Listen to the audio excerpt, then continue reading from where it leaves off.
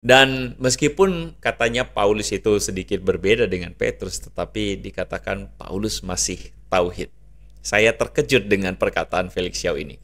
Mengapa saya terkejut? Karena pada kenyataannya Felix Xiao sedang melawan banyak sekali ulama-ulama Islam, para mualaf-mualaf yang kemudian mengatakan telah ada yang katanya mantan pendeta, mantan pastor, mantan S3 dari Yerusalem, dari Haifa, dari bulan, ya, S3 dari planet Pluto, macam-macam lah mereka.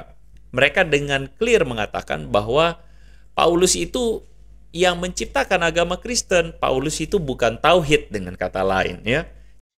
Assalamualaikum warahmatullahi wabarakatuh. Berjumpa lagi dengan Jadid HMC ya, channel yang mengedukasi dan menghibur. Di kesempatan kali ini kita akan membahas ya, upaya adu domba yang dilakukan oleh Pendeta Andre Tunggal kepada Ustadz Felix Xiao dan teman-teman muslim lainnya ya. Ada Ustadz Nababan, almarhum Ustadz Moko Ginta, dan tentu saja para apologet muslim lainnya. Ini memang kalau saya bilang ya, bentuk depresi dari Andre Tunggal yang melihat carut-marutnya internal mereka, yang antar mereka itu saling baku hantam, saling ribut gitu kan untuk menjelaskan konsep ketuhanannya. Jadi dia mencoba untuk membalas dengan mengadu domba pihak muslim, dengan mengatakan, lihat loh, kalian sendiri di pihak muslim juga masih bingung gitu, masih bingung. Nah, inilah saya bilang gagal paham ya. Yang pertama saya mau bilang gini, kalaupun ada pandangan-pandangan yang berbeda dari sesama umat muslim, ya, antar sesama kami tentang agama lain. Itu kan konsep agama lain yang dipandang oleh teman-teman muslim itu berbeda. Contoh, nggak usah jauh-jauh. Kayak kemarin, Nandar sama Swab. Itu beda pandangan tentang Kidung Agung. Tentang nubuatan yang ada di Kidung Agung. Nubuatan di kitab orang. Gitu. Saya sampai bilang sama Nandar, udahlah nggak usah ditanggapi. Gitu. Kalian pun lucu gitu. Beda pandangan terhadap kitab orang lain. Ngapain dipermasalahkan? Kecuali kita beda pandangan tentang keislaman kita, tentang konsep dalam Islam, itu baru oke. Beda dengan orang Kristen. Orang Kristen itu beda pandangan di kitabnya sendiri, di ajarannya sendiri. Betul tidak? Kalau kami, beda pandangan itu cuma gimmick-gimmick lucu-lucuan. Dan beda pandangannya itu menilai ya, kitab orang lain gitu. Saat kita baca kitab orang, kita lihat tuh ajarannya seperti ini. Si B lihatnya seperti yang lain lagi. Itu kitab orang. Yang penting konsep di Islamnya clear. Pernah nggak sesama muslim tuh ribut tentang nabi kita siapa? Tuhan kita siapa? Nggak ada. Kalau di kekristenan bagaimana? Masih ribut, teman-teman. Masih bingung. Yesus itu siapa ya? Ini Roh Kudus kok bisa jadi pribadi ketiga gitu.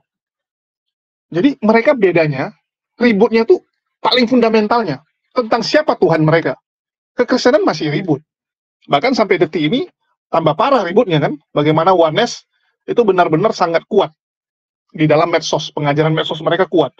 Bahkan makin ke sini makin banyak tuh orang-orang yang berhasil mereka jadikan oneness. Seperti itu. Terus kita lihat Andre Tunggal ini ya, dia kan mencoba menghibur diri nih teman-teman.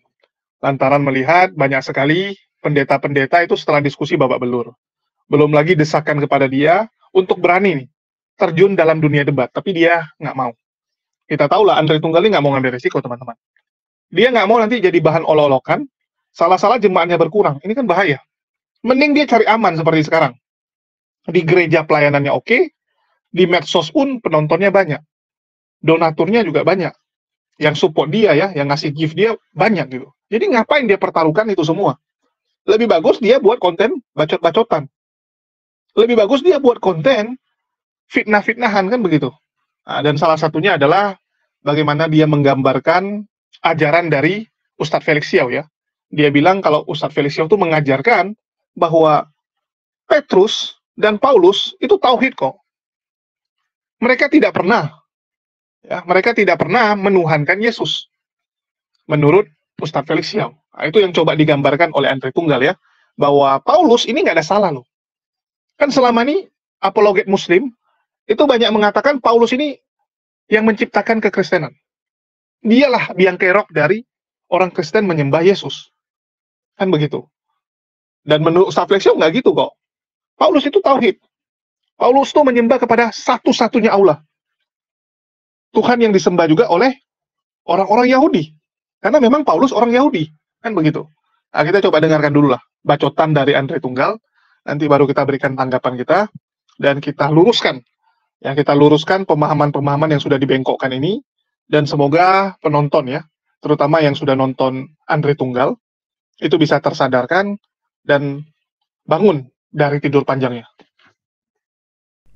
Mari kita saksikan sama-sama ketika ini, karena saya tidak di rumah ya, saya tidak bersama peralatan saya biasanya, jadi saya agak kesulitan untuk baca komentar teman-teman ya. Tapi anyway, thank you teman-teman sudah bergabung. Saya lanjutkan ya teman-teman ya, tentang Petrus dan Paulus disebut sebagai orang tauhid. Mari kita saksikan sama-sama. Sebentar, tapi Petrus itu sudah di masa ketika Yesus sudah diangkat jadi Tuhan ya sama mereka ya? Enggak. Oh belum? Dia masih tauhid. Oh berarti dia benar ini? Dia masih tauhid. Maksudnya? Dalam pandangan kita juga masih orang benar. Oh. Karena kan kita tahu ya bahwasanya Yesus itu hidup sampai tahun 33. Oh Paulus. Oh beda lagi. Paulus ya. sama Petrus beda. Oh. Tapi dia juga orang baik menurutku. Oke, Dia juga tauhidnya orang masih baik. beres. Menurutku tauhidnya juga masih beres walaupun dia punya banyak perbedaan dengan Petrus. Mengejutkan bukan ketika Felix Xiao mengatakan Paulus itu tauhid. Paulus itu baik, alhamdulillah gitu. Dan meskipun katanya Paulus itu sedikit berbeda dengan Petrus, tetapi dikatakan Paulus masih tauhid. Saya terkejut dengan perkataan Felix Xiao ini. Mengapa saya terkejut? Karena pada kenyataannya Felix Xiao sedang melawan banyak sekali ulama-ulama Islam, para mualaf yang kemudian mengatakan telah ada yang katanya mantan pendeta, mantan pastor, mantan S3 dari Yerusalem, dari Haifa, dari bulan ya, S3 dari planet Pluto, macam-macam lah mereka. Mereka dengan clear mengatakan bahwa Paulus itu yang menciptakan agama Kristen. Paulus itu bukan tauhid dengan kata lain ya. Jadi Paulus itu dikambing hitamkan sama orang-orang ini. Mari kita saksikan sama-sama bagaimana orang-orang ini melawan, atau Felix Xiao itu narasinya melawan orang-orang ini. Nasrani itu ajarannya Paulus atau Yesus? Nah, kalau melihat ini kan ini ajaran. Siapa Paulus ini? Jadi aktor besar di agama Kristen itu Bapak Ibu itu Paulus. Paulus lah yang mengarang semua ajaran Nabi Isa atau Yesus. Paulus ini dia bukan pengikut, dia bukan sahabat, ya. Dia bukan murid. Tapi Paulus ini mohon maaf, musuhnya Yesus, musuhnya Nabi Isa. Dia hidup sezaman namun tidak pernah bertatap muka. Setelah Yesus wafat, ya kan, versi Kristen mati di kayu salib untuk menebus dosa manusia, maka semua ajaran Nabi Isa itu dirubah oleh Paulus. Ternyata kalau kita baca Alkitab sendiri, tidak pernah kata-kata dari Yesus yang muncul pengakuan bahwa dia adalah Tuhan. Lalu siapa yang mengatakan Yesus Tuhan? Itu Paulus ternyata. Orang Kristen itu tidak pantas disebut pengikut Yesus. Nggak pantas mereka itu pengikut Paulus. Anda bisa lihat bahwa begitu banyaknya orang menentang bahwa Paulus itu orang baik seperti dikatakan Felix Xiao. Percis kayak teman kita Asep Cindra yang mengatakan, ya benar tauhid karena ajaran Kristen kan di bawah Paulus. Nah ini satu kebingungan nih yang dihadapi oleh Muslim. Yang sebenarnya dari live ini Anda harusnya bisa melihat bahwa Muslim kebingungan ketika mereka mau menjelaskan tentang kekristenan. Mereka bingung. Dan kami turut berduka cita. Karena ya sudah, seharusnya kaum Muslim tidak usah untuk menjelaskan tentang kekristenan begitu loh. Karena kami orang Kristen berdiri sendiri dengan theological standing kami dan sejarah, kevalitan sejarah kami. Dan ya sayangnya teman-teman Muslim kemudian banyak ikut campur dengan membahas kekristenan yang akhirnya bingung sendiri, begitu ya. Bingung sendiri, sangat membingungkan sendiri.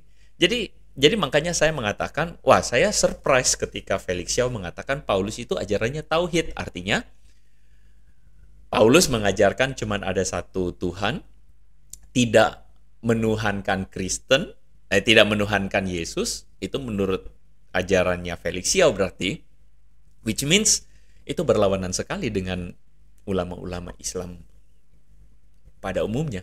Nah ini buat saya menarik loh, kok jadi keluar server gitu loh, jadi beda sendiri dengan teman-teman yang biasanya kan begitu. Thank you untuk Pak Artides JB, Thank you untuk your blessing ya. Tuhan memberkati. Nah, jadi teman-teman, dari sini kan Anda bisa lihat ya. Anda bisa lihat. Bro Hakila mengatakan, wah pada panas ya, di smash balik sama Ko Andre. Enggak lah, saya enggak smash. Saya cuma menunjukkan. Ya, justru ini menunjukkan apa? Ini menunjukkan inkonsistensi dan kebingungan Muslim kepada ajaran Kristen. Makanya saya mengatakan bahwa saran saya cuma satu, nggak usah bahas Kristen kalau nggak mau malu gitu. Tapi saya membahas ini atau saya mengatakan ini tidak untuk, tentu saja saya arahkan kepada Donditan, Kainama, atau mualaf-mualaf lain yang sok tahu tentang kekristenan, yang mencari pembelaan dari teman-teman yang Muslim begitu ya. Ya begitulah kira-kira. Terima kasih untuk Bro Ahmad Baihaki. Tuhan memberkati ya. Apa sih? Leksi di Ningrat lagi bahas apa sih? Ya. Oke lah, saya lanjutkan dulu ya. Saya tidak bisa lihat semua punya teman-teman punya itu. Ini ada satu teman kita ya. Membagongkan konsep ketuhanan Oten. Anda menganggap membagongkan, tetapi argumen Anda justru membagongkan buat kami.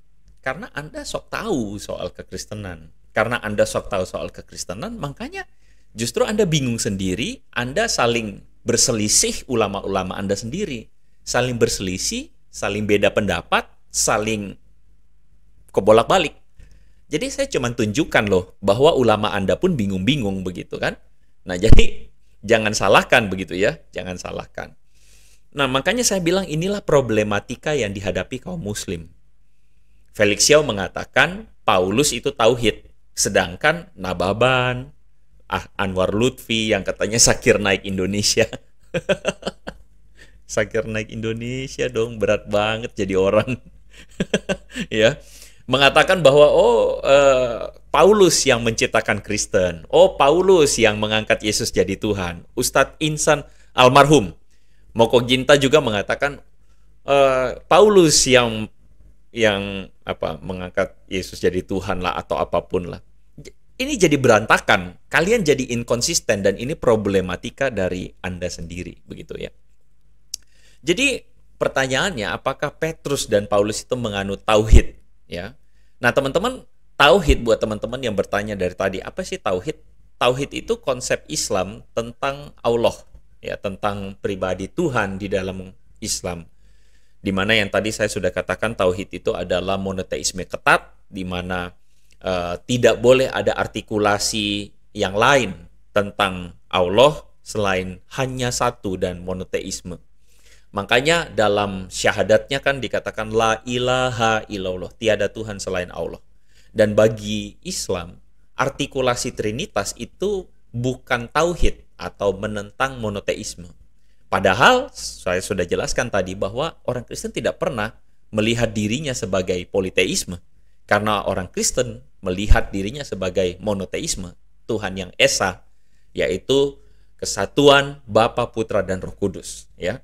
Nah, ini tidak bisa dipahami oleh Muslim. Ya wes, itu urusan kalian. Dan kami tidak paksa kalian untuk menerima dan memahaminya.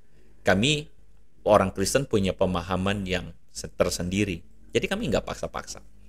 Jadi tauhid itu menentang prinsipnya, menentang keilahian Yesus. Tauhid itu menentang artikulasi-artikulasi Trinitas. Dan ini adalah sesuatu yang kemudian ketika dikatakan oleh Felix Xiao bahwa Petrus dan Paulus itu mengajarkan tauhid, maka saya akan tunjukkan kepada Anda apakah benar Petrus dan Paulus itu tauhid. Nah, ini penjelasan Kristen. Sekali lagi ini adalah narasi untuk mengimbangi narasi-narasi Islam ya. Oke, anyway, saya bilang thank you dulu untuk Bro Torus ya. Thank you for your blessing. May God bless you ya. Lalu kemudian ada teman kita Darren's Official, thank you for your blessing dari Malaysia ya. May God bless you. Oke. Oke, saya lanjutkan ya teman-teman ya. Saya lanjutkan. Nah, jadi apakah Petrus itu mengajarkan tauhid? Ya. Dalam 1 Petrus 1 ayat 3, Petruslah yang menuliskan, terpujilah Allah dan Bapa Tuhan kita Yesus Kristus. Jadi di sini Petrus menyebut Yesus sebagai Tuhan, ya. Lalu kemudian 2 Petrus 1 ayat 8 dan ayat 14. Kamu akan dibuatnya menjadi giat dan berhasil dalam pengenalanmu akan Yesus Kristus Tuhan kita. Jadi Yesus Kristus disebut Tuhan kita. Ayat yang ke-16. Di situ dikatakan kuasa dan kedatangan Tuhan kita, Yesus Kristus sebagai Raja. Jadi Petrus melihat Yesus Kristus sebagai Tuhan dan sebagai Raja. Itu clear, teman-teman. Nah, bagaimana dengan Paulus? Paulus itu menyebut Yesus sebagai pribadi yang ilahi. Misalnya dalam Kolose pasal 1 ayat 15 dan 16, Paulus mengatakan Yesus adalah gambar Allah. Ya. Di dalam Filipi pasal 2, Paulus pun teologinya konsisten. Kristus Yesus yang walaupun dalam rupa Allah. Jadi Yesus itu dilihat sebagai pribadi yang ilahi oleh Paulus. Sama halnya Petrus, begitu. Nah, bahkan Paulus menyebut Yesus Kristus dalam relasi Trinitas dengan Bapa dan Roh Kudus. Misalnya dalam Efesus 1 ayat 2, di situ Paulus mengatakan kasih karunia dan damai sejahtera dari Allah, Bapa kita dan dari Tuhan Yesus Kristus. Atau dalam 2 Korintus 13 ayat 13, kasih karunia Tuhan Yesus Kristus dan kasih Allah dan persekutuan Roh Kudus menyertai kamu. Teman-teman, di sini clear bahwa Paulus dan Petrus itu sama-sama menyembah Yesus Kristus sebagai Tuhan, sebagai Raja, sebagai pribadi yang ilahi, dan dalam pikiran mereka sudah ada formasi Trinitas. Jadi sangat keliru sekali kalau kemudian ada orang-orang yang menganggap bahwa Trinitas itu adalah sesuatu yang ditambahkan, doktrin yang ditambahkan. Anda keliru. Bahwa para murid dari awal, Petrus dan Paulus, itu sudah mampu melihat Bapa, Putra, dan Roh Kudus. Mereka sudah mampu melihat bahwa Yesus adalah Tuhan. Yesus adalah pribadi yang ilahi. Kayak begitu, ya. Nah, jadi iya, seperti teman kita mengatakan ya, bro, mercy, ya, mercy and grace. Duh, Paulus gak usah ditanya, dia paling jelas soal Yesus adalah Allah itu sendiri. Yes, ya. Nah, jadi gak usah ribet gitu, gak usah ribet. Paulus dan Petrus menyatakan dengan jelas bahwa Yesus adalah Tuhan, Yesus adalah pribadi kedua, Putra, bersama-sama dengan Bapa dan Roh Kudus. Jadi ini bukan sesuatu yang ribet gitu ya. Itu bukan sesuatu yang harus dipertanyakan. Oke. Iya. Saya tidak bisa merespon beberapa teman-teman. Oke. Ya, ini ada teman kita ya, respon Way Gaming. Katanya juru selamat, menyelamatkan diri sendiri dari penyalipan gak bisa, malah berdoa, Allahku mengapa engkau meninggalkan aku. Nah, inilah Way Gaming. Anda itu ribet. Dengarkan saya baik-baik ya. Ini saya harus merespon beberapa teman-teman muslim yang Anda itu gini. Anda itu gak usah ribet ingin berdakwah kepada kami orang Kristen. Ingin menunjukkan kebenaran agama Anda. Karena dengan melakukan demikian, Anda sedang menunjukkan inkonsistensi dan kebingungan dari penjelasan agama Anda terhadap agama kami. Orang Kristen ketika melihat hal-hal kayak begini, orang Kristen tuh mengerti nilai teologisnya. Ketika Yesus dikatakan juru selamat tapi tidak bisa menyelamatkan dirinya dari kayu salib, Anda percis seperti orang-orang Yahudi yang menghina Yesus ketika dia disalibkan. Kita orang Kristen paham betul bahwa ketika dia disalibkan, dialah yang menyerahkan dirinya, bukan dia tidak bisa menyelamatkan dirinya.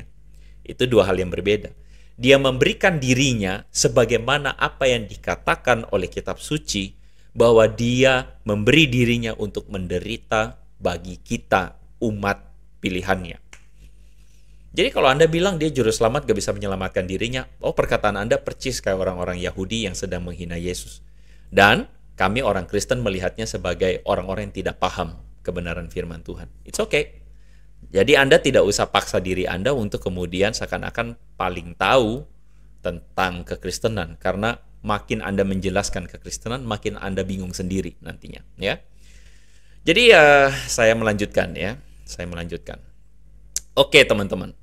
Jadi ketika kita melihat ini semua, sekali lagi saya punya respect terhadap Felix Yao karena dia tidak berusaha untuk menjelek-jelekan kekristenan. Tapi menurut saya narasi Felix Yao itu tidak tepat begitu. Gitu aja. Oke, kita melanjutkan. Ini seru juga nih teman-teman ya. Jadi dikatakan Yesus diangkat jadi Tuhan di Konsili Nisea 325. Mari kita saksikan cross-check data sejarah apa yang menjadi kebenarannya tentang ini semua. Mari kita dengarkan dulu perkataan Felix Yao. Dari tahun 33 sampai 325 kan jauh ya? Jauh. Nah itu menurutku di situ masih tauhid ya. 325 itu adalah Konsili Nisea kan? Konsili Nisea. Titik di mana akhirnya mereka berkumpul untuk mengangkat Yesus jadi Tuhan kan di gitu. kota Nikea atau Iznik. Jadi itu cerita tentang Petrus dan Ya, Paulus. makasih ya. Makasih banyak. Semoga memperindah Ramadan kita ya. Oke.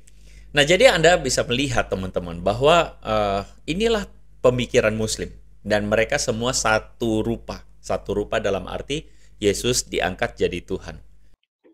Kalian lihat ya, upaya adu domba tersebut, teman-teman. Di sini saya ingin katakan ya, bahwa Ustadz Felix Yao itu sedang menjelaskan bahwa Petrus dan Paulus itu menyembah kepada satu-satunya Tuhan. Dan itu benar. Saya katakan benar. Tetapi kenapa banyak apologet Muslim bilang, Pauluslah yang menciptakan agama Kristen. Itu juga benar, teman-teman. Jadi Paulus memang bisa dibilang pendiri agama Kristen. Bahkan ya, kalau kita lihat para scholarship, orang-orang itu menulis dan mentasbihkan. Paulus, perannya itu jauh lebih penting daripada Yesus di dunia ini. Kalian bisa lihat. Paulus itu dianggap lebih penting, lebih berpengaruh dibandingkan Yesus. Dan yang ngomong bukan kita, bukan dari pihak Muslim, dari pihak Kristen sendiri. Bahkan ada yang mempertanyakan, bisakah ada agama Kristen kalau nggak ada Paulus? Bisa nggak? Semua orang meragukan, nggak mungkin Kristen itu bisa seperti sekarang, nggak mungkin ada yang namanya agama Kristen, kalau dulu tidak ada yang namanya Paulus. Jadi memang Paulus ini perannya sangat besar. Ya, sangat besar. Dan kita bisa lihat bahwa sebenarnya apa benar? Ya, apa benar Paulus itu tauhid? Nah, ini yang kan yang seru. Ya, saya coba jelasin ya, walaupun ini lagi kurang tidur teman-teman ya, sangat kurang tidur karena kemarin nemani kores ya ada masalah. Oke, saya coba jelasin yang simpel aja gini. Jadi Petrus dan Paulus itu memang tauhid. Secara agama ya, mereka hanya menyembah kepada Elohim. Karena mereka Yahudi. Mereka Yahudi dan nggak mungkin mereka menyembah Yesus. Silakan dicek. Tidak ada satupun data bahwa mereka dua menyembah Yesus. Terus dibilang, loh, tapi bukannya selama ini pendebat-pendebat Muslim bilang Pauluslah yang menciptakan agama Kristen. Pauluslah yang mengangkat Yesus menjadi Tuhan, gitu kan. Nah, disinilah saya bilang, ya ada sedikit misunderstanding dalam pengertian. Dalam pengertian Tuhan yang digambarkan oleh si Paulus ini. Ya, ini yang coba selalu dikelabui. Jadi teman-teman Kristen itu nggak jujur. Pendeta-pendeta Polikarpus itu nggak jujur untuk menjelaskan sebenarnya apa sih pandangan orang Kristen mula-mula terhadap Yesus.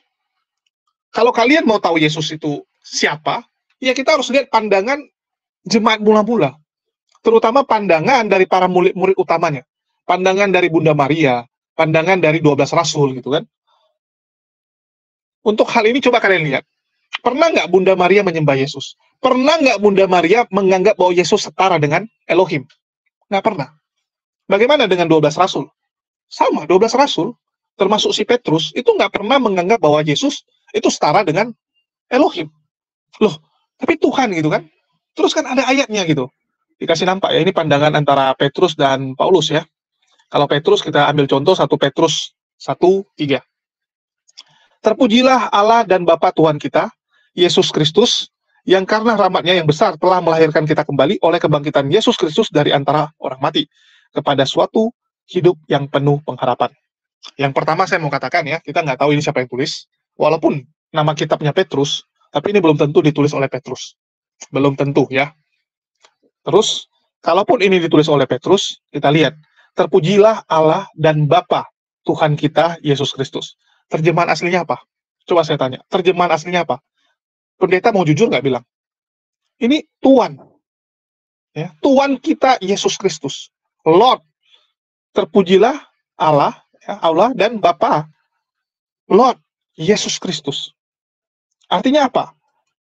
Petrus itu menganggap Yesus sebagai tuannya. Kalian tahu nggak, tuan itu bagi orang-orang zaman dulu itu seperti apa? Kalau kalian lihat film, ya kalian bisa ambil contoh kayak inilah. Kayak film-film yang kerajaan-kerajaan atau film Jepang ya. Itu samurai-samurai, itu dalam memandang tuannya itu benar-benar luar biasa. Harus setia. Orang itu harus setia dengan tuannya, lordnya itu. Mereka harus setia. Bahkan kalau di Jepang tuannya mati, ya mereka ikutan mati. Samurai itu wajib itu teman-teman. Ya. Kalau bosnya atau tuannya itu bertempur, ya mereka wajib bertempur sampai mati. Bahkan kalau bosnya bunuh diri, ya, seppuku, mereka juga ikutan. Harus barengan gitu. Jadi supaya menemani tuannya nanti di alam berikutnya kan begitu. Begitu juga dengan pandangan orang Yahudi. Mereka menganggap bahwa Yesus itu adalah bos mereka, tuan mereka. Dan nggak pernah menganggap bahwa Yesus setara dengan Allah Bapa. Ya. Terus dikasih lagi pandangan dari Paulus. Ini pandangan Paulus, Kolose. Ia adalah gambar Allah yang tidak kelihatan, yang sulung lebih utama dari segala yang diciptakan. Yang pertama, kalian harus tahu ya, bahwa Paulus, itu kalau kita mau lihat sejarahnya, dia nggak pernah ketemu Yesus. Terus gambar Allah, ini apa maksudnya?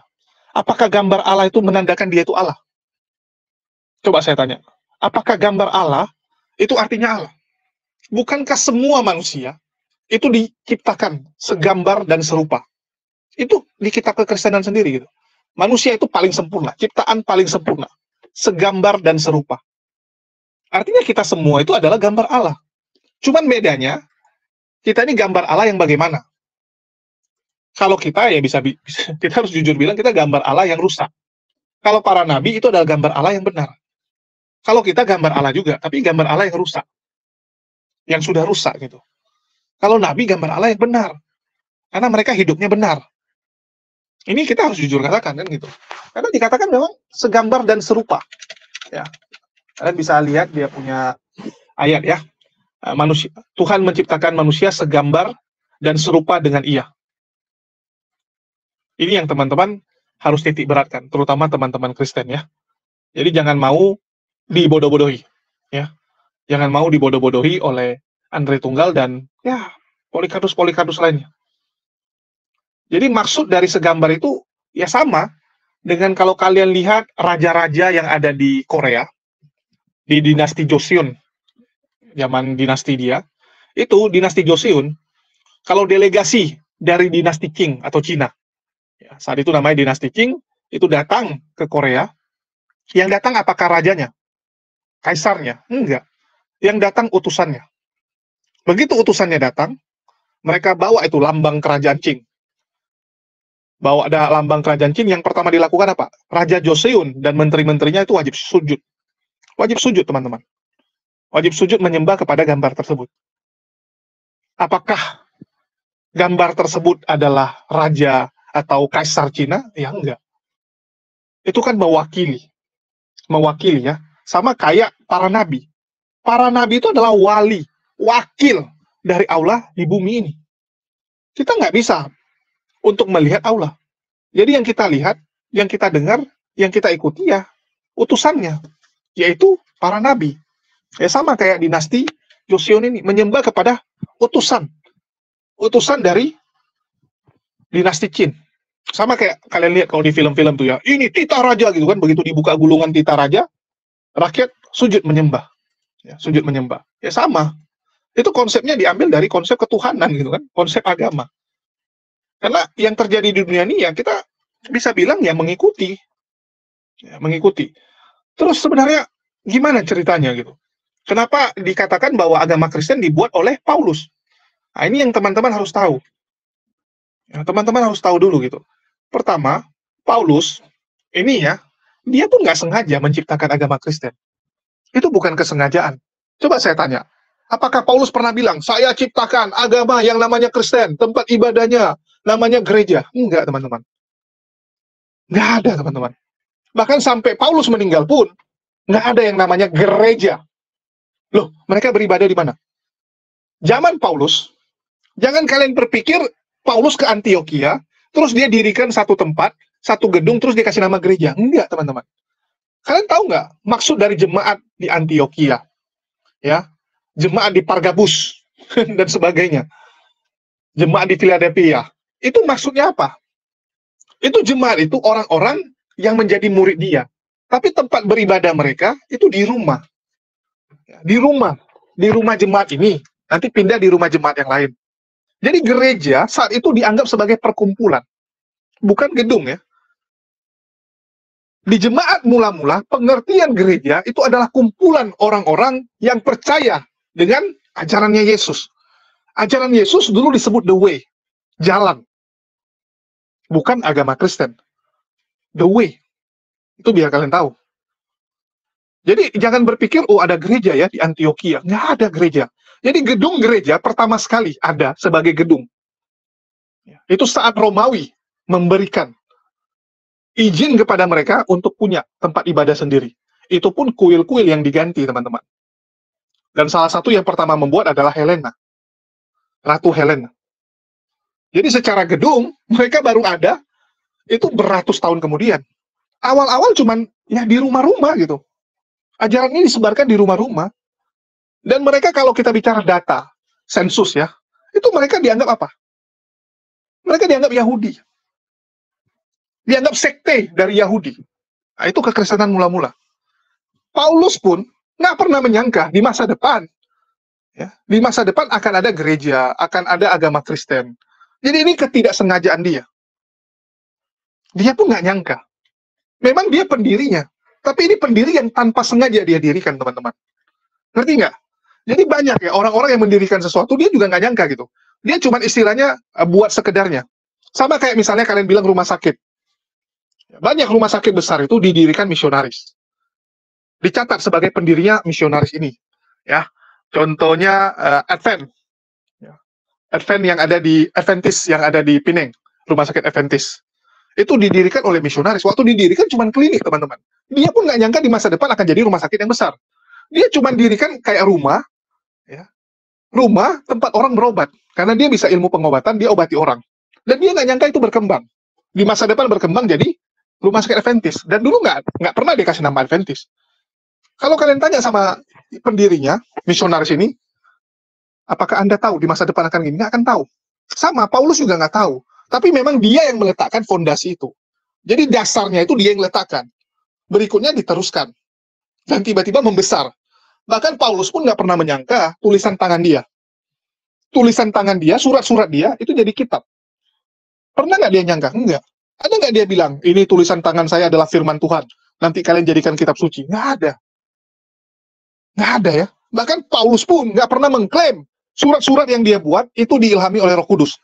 Surat ini saya tulis dengan ilham Roh Kudus. Gitu. Nggak ada, teman-teman. Yang menganggap itu diilhami Roh Kudus adalah bapak-bapak gereja. Bapak-bapak gereja yang terlalu mengkultuskan Paulus, ya, bahkan dianggap dia sebagai rasul, nabi, setara jadinya kan.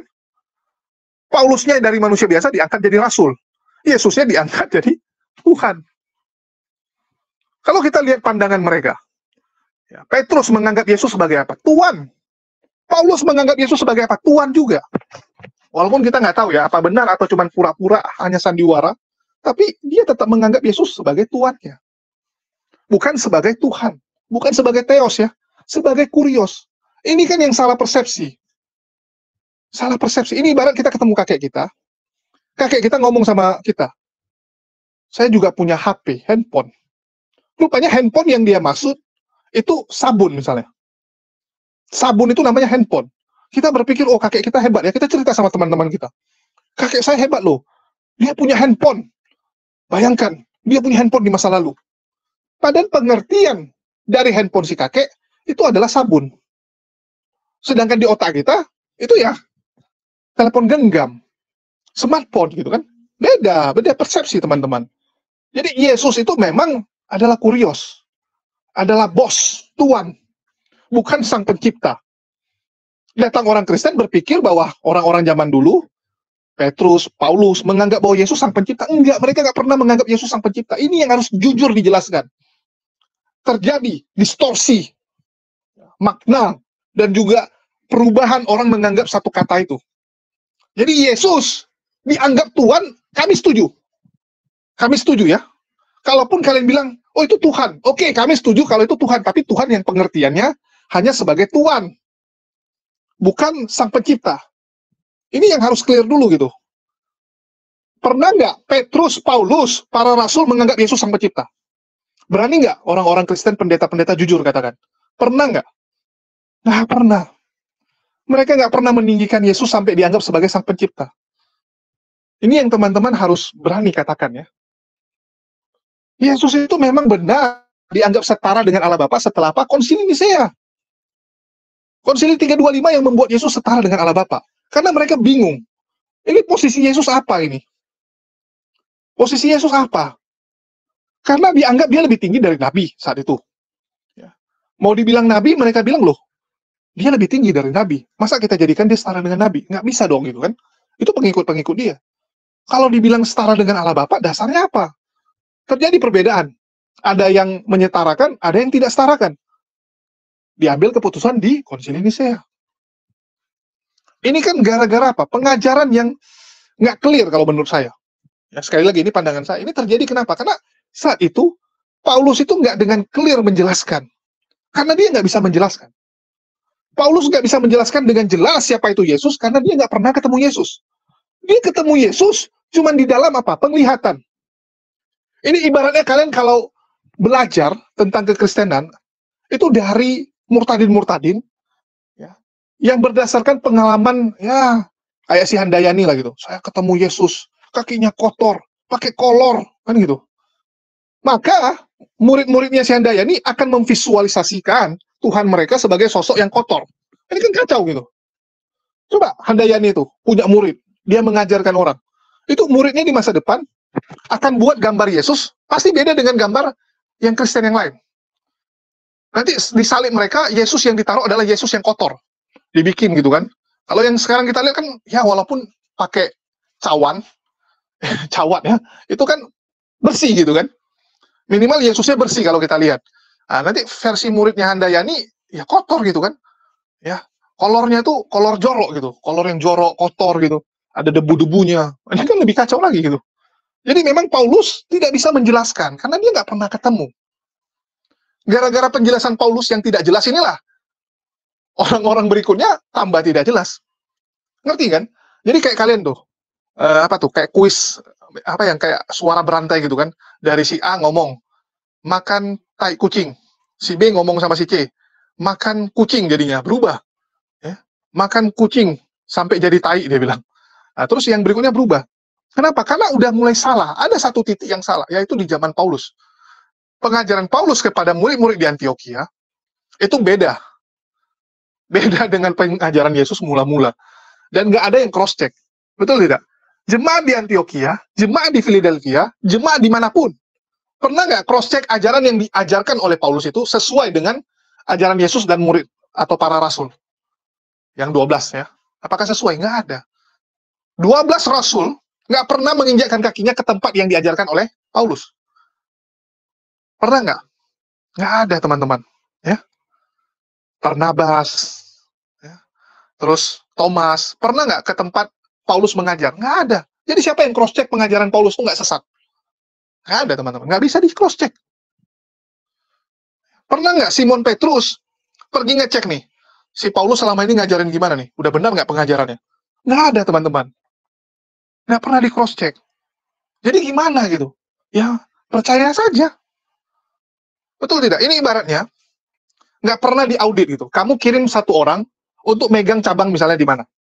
Ya, kalian buka cabang misalnya di Papua. Ya, kalian buka cabang di Papua, terus kalian kirim nih karyawan kalian ke Papua. Terus kalian nggak pernah periksa kerjaan dia. Nggak pernah periksa, teman-teman. Kalian cuma tahu terima setoran. Pokoknya dari cabang Papua tuh, tiap bulan adalah setorannya gitu. Ada setorannya. Ada keuntungan. Sehingga kita nggak tahu sebenarnya apa yang terjadi di sana, teman-teman. Itulah kenapa di perusahaan itu ada auditor. Ada tim auditnya, pergi untuk memeriksa. Udah sesuai belum? Kalau zaman dulu kan enggak. Tempat-tempat di mana Paulus mengajar, di kota-kota manapun, itu nggak pernah di cross-check dengan ajaran para rasul. Nggak ada. Nah, ini yang menyebabkan terjadi Ya, perbedaan-perbedaan teman-teman. Itulah kenapa kekristenan itu dulu, waduh, pusing sekali gitu. Yang muridnya Petrus, pengajarannya beda dengan muridnya Thomas. Beda semua. Antar para rasul tuh punya pengajaran yang beda. Karena mereka nggak pernah, istilahnya apa ya, menyatukan pandangan dulu baru disebarin. Enggak. Masing-masing mereka menjelaskan sesuai dengan yang mereka tahu. Nah, itulah yang membuat terjadi perbedaan itu. Dan sampai detik ini masih ribut. Silakan dicek. Ya, masih ribut kok sampai detik ini. Itu yang kita lihat selama ini. Oke, mungkin itu aja yang bisa saya jelaskan ya. Andre Tunggal ini kan berusaha untuk mengadu domba aja. Ya, sebenarnya nggak ada yang salah. Bahwa Paulus juga awalnya tauhid. Yang nggak tauhid itu murid-murid dia. Jadi Paulusnya tauhid, murid-muridnya nggak tauhid. Itu ketidaksengajaan Paulus, karena dia nggak nyangka. Ternyata ajaran dia bisa jadi ajaran yang sebesar ini. Nggak pernah dia nyangka itu. Ya, mungkin itu aja yang bisa saya sampaikan. Terima kasih buat teman-teman semua yang udah nyimak dan mendukung channel ini. Terima kasih buat semuanya. Di akhir kata saya ucapkan, wassalamualaikum warahmatullahi wabarakatuh. Sampai jumpa di lain kesempatan.